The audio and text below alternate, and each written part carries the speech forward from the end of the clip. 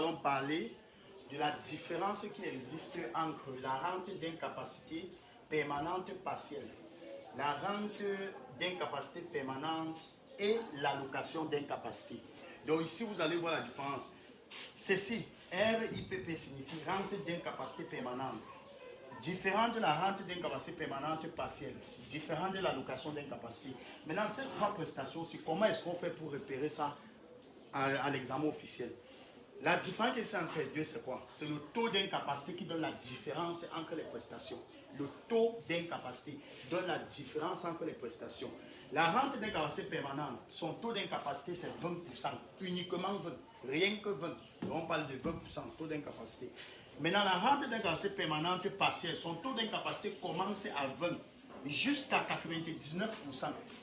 Maintenant, l'allocation d'incapacité, le taux d'incapacité part de 1% jusqu'à 19,99%. Là, on parle d'allocation d'incapacité. Donc, ne faites plus une confusion entre ces trois prestations. Maintenant, voilà les formules. La rente d'incapacité permanente partielle égale à la rente d'incapacité permanente avec la formule. C'est la rémunération mensuelle moyenne fois 85 fois le taux d'incapacité divisé par 100.